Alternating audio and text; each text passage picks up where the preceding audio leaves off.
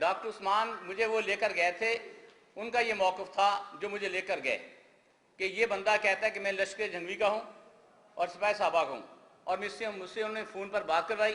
میں نے کہا آپ کا تعلق سپاہی صحابہ لشکر جھنگوی سے؟ اس نے کہا میرا تعلق نہیں. تو بات ختم.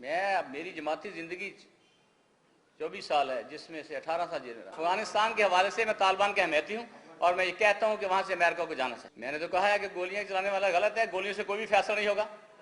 قتل و غارت کسی مسئلے کا حل نہیں ہوتا، پکی بات. ان کی کسی بات پر اعتماد کیا جا سکتا ہے؟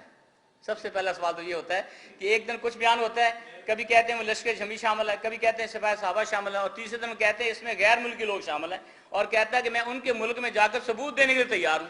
اب اس کی بات پر کیسے اعتماد کیا جا سکتا ہے؟ سے 3 ماہ قبل ہم نے پھر درخواست دی موجودہ چیف جسٹس صاحب کو کہ آپ اسی کیس کو ری اوپن کر لیں، اور ہم نے باقاعدہ درخواست میں لکھا ہے کہ ہم آپ کو بیان الفی پہلے لکھ کر دینے کے لیے تیار ہیں کہ آپ کا جو فیصلہ ہوگا ہمیں قبول ہوگا، تاکہ ملک میں یہ افراتفری یہ ختم ہونی چاہیے.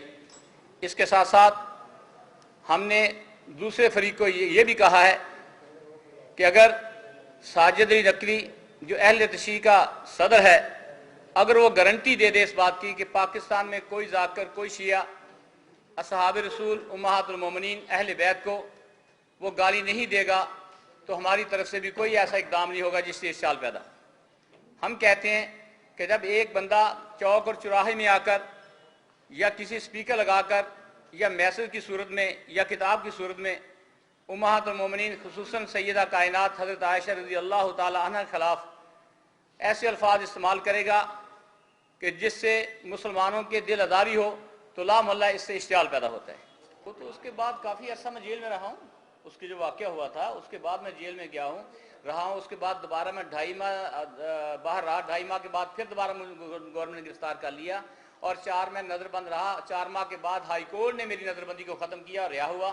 اس کے بعد میں عمرے پر گیا ہوں. عمرے کے آنے کے بعد مجھے ایئرپورٹ سے دوبارہ گرفتار کر لیا گیا. اگر کوئی ایسی باتیں ہوتی تو بار بار گرفتاریاں نہیں ہوتی. رحمان ملک کی طرف سے یہ باتیں ہوتی ہیں. آپ کے علم میں ہوگا کہ جب چیف جسٹس افتخار چودھری صاحب نے وہاں ایک بینچ لگایا تھا اور اس میں باقاعدہ یہ بات فیصلے میں لکھی گئی تھی کہ کراچی میں بتہ خوری کون کون کر رہا ہے، اس میں سپاہی صحابہ کا نام نہیں تھا، نہ ہی لشکر جھنگوی کا تھا. ہم جیل میں تھے تو بعض سپاہی آتا نا اس نے مجھے بات کرنی. اب دوسرا کہتا ہے یار اس سے بولو تھی، یہ بولے تھا کہ اس سے بات بھی کرے گا. جب مجھ سے وہ بات کر لیتا تو اس کا تمام ڈر لے جاتا. ہماری قطن ہماری ہم سنی ہیں اور ہم ہر سنی کا ہم تحفظ کرتے ہیں. ہماری اہم جنگ آپ دیکھ لیں کہ تہران میں یہ پوزیشن ہے کہ وہاں ایک بھی مسجد سنیوں کی نہیں. شاید آپ کے بھی علم میں ہوگا پہلے ایک بھی مسجد سنیوں کی نہیں.